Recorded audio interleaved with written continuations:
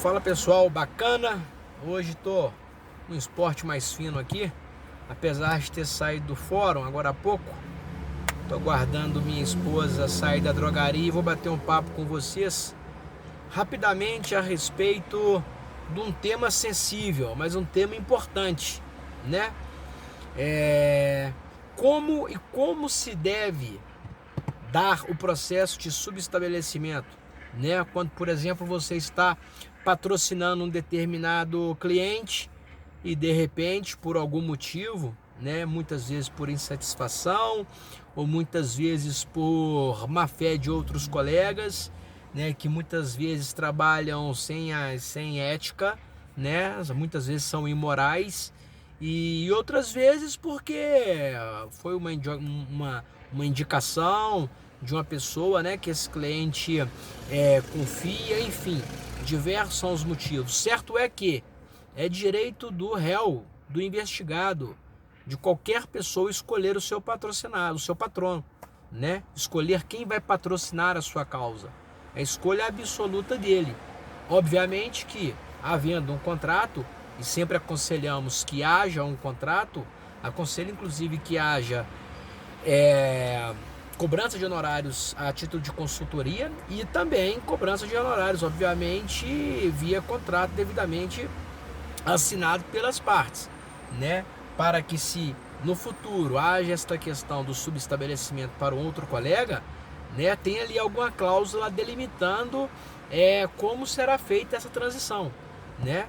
Se vai ser com poderes, né, ou sem poderes, se vocês atuarão juntos ou se a partir dali atuará apenas o novo colega, né? Mas tem a pendência da questão dos honorários. Como ficarão os honorários em razão disso, né? Certo é que você não pode deixar de subestabelecer, pelo menos a meu ver, eticamente dizendo, deixar de subestabelecer a um colega porque o seu cliente está em falta com você, está te devendo. O correto seria subestabelecer, né? E, obviamente, judicialmente cobrar, executar este contrato de honorários, né? É o risco da nossa profissão, né? Da mesma forma que um comerciante recebe um cheque, por exemplo, e esse cheque não é compensado por algum motivo, né? Então, enfim, é o risco da nossa profissão. Mas é importante que deixamos tudo documentado. Até onde vamos atuar? Eu, normalmente, em meus contratos, a previsão é até a sentença de primeira instância. Porque eu vejo colegas falarem assim, é para tudo. É tudo o quê? O que é tudo? Né?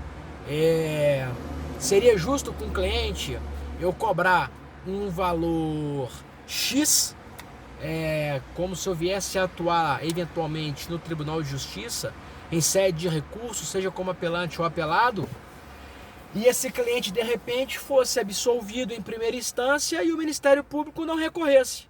Então, qual seria a necessidade da minha atuação no tribunal? Nenhuma. E por que o cliente deveria pagar a mais por isso?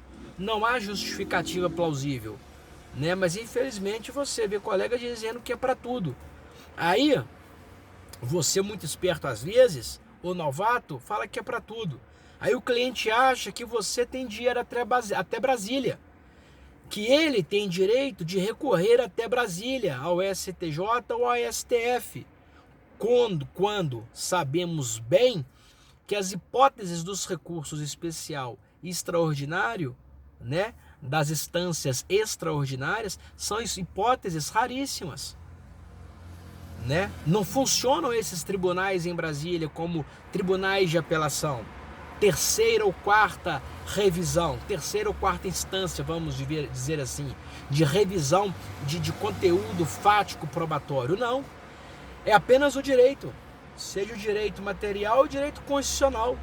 E nem sempre não, na maioria das vezes a hipótese do seu cliente não caberá recurso especial ou extraordinário, né? E muitas vezes você vai ter de fazer um recurso desse para dar uma satisfação para o seu cliente, né? Ou de repente só para evitar o trânsito em julgado, pelo menos momentaneamente, né? Mas que você sabe que efetivamente não vai ter resultado útil algum. Então temos que tomar muito cuidado com relação a isso, Desde a primeira entrevista com o cliente, né, temos de dizer a ele até onde você vai, né, para que tudo fique às claras. Sabe por quê, colegas? Às vezes, hoje eu acho que menos, porque serão milhares de acordos de não persecução penal com a entrada em vigor do pacote anticrime, artigo 28A do Código de Processo Penal, né? Mas processos, inclusive, né, que farão jus a este benefício, né, mais a esse instituto despenalizador, né? Já temos a transação penal e a suspensão constitucional do processo da 9.099, teremos mais esse agora no Código de Penal, né? Então, o seu cliente, né, que lá atrás cometeu um crime, né? Daqui a 3 anos é a primeira audiência deste cliente seu, certo? E aí ele é condenado e aí o recurso mais 2, 5 anos. Você acha que ele vai lembrar o que ele tratou com você há 5 anos? Não, meu amigo, mas você vai, porque você tem que ter sua pastinha de contrato. Antes eu deixava o contrato na pasta dos meus clientes. Antigamente era pasta, né? Hoje é nas pastas virtuais, na nuvem, né? Mas ainda assim, contrato, além de digitalizá-lo e colocá-lo na nuvem, eu ainda tenho a minha pasta só de contrato por ordem alfabética, né? Justamente para que nenhum cliente fique insatisfeito com você. Ou se ele ficar insatisfeito por algum motivo, que ele troque de advogado, né? Sabendo que tratou com você até aquele determinado momento, né? Então, normalmente eu costumo tratar até a sentença de primeira instância. Às vezes até segunda instância. Às vezes a situação é tão complexa que você tem complexa ou evidente que você tem certeza que isso vai parar no tribunal, de uma forma ou de outra, seja pelo Ministério Público, seja da sua parte, né? Crimes graves, réu reincidente, né? Ou então uma outra dica: você pode cobrar para atuar até a primeira instância, até a sentença, seja ela qual for, né? E estabelecer um percentual caso haja necessidade de atuar em segunda instância. Mas, meu amigo, ponha no papel, assine, entregue a via dele, com testemunha. Não deixe de fazer isso, porque nem todo cliente vai ficar satisfeito com você. E muitas vezes os nossos próprios inimigos são os nossos próprios colegas, que são os nossos revisores. E hoje, pasmem, com o PJE iniciando-se agora na segunda vara criminal de Belo Horizonte, o processo digital, o processo eletrônico digital, né, eletrônico, melhor dizendo, esse plano piloto na segunda vara criminal, na segunda instância já é o JPE. E ali, meu amigo, no JPE, qualquer processo que você consultar, de qualquer colega, eu mesmo consulto, sou curioso, um fato de repercussão, um grande advogado que eu admiro que está atuando, hoje eu tenho a oportunidade de ler a petição dele, de verificar o que está acontecendo no processo, de verificar como aquele fato foi transmitido pela mídia e como verdadeiramente ele está sendo transmitido ali na denúncia, na formalidade, né? E a estratégia do colega, para copiá-lo nem sempre, mas para admirá-lo e saber como ele trabalha, ou para entender aquele caso. Basta que ali no JPE você vai acesso de terceiro. Obviamente que se não for um processo em segredo de justiça. Qualquer processo seu do JPE que você clicar em acesso de terceiro, se alguém tiver entrado no seu processo, vai constar lá o nome e a OAB, né? E nem por isso o advogado está te copiando, né? Nem por isso ele está querendo, de certa forma, menosprezar com o cliente o seu trabalho realizado até ali, né? Então podemos olhar essa questão por diversos caminhos, né? Críticos, sejam elas positivas ou negativas.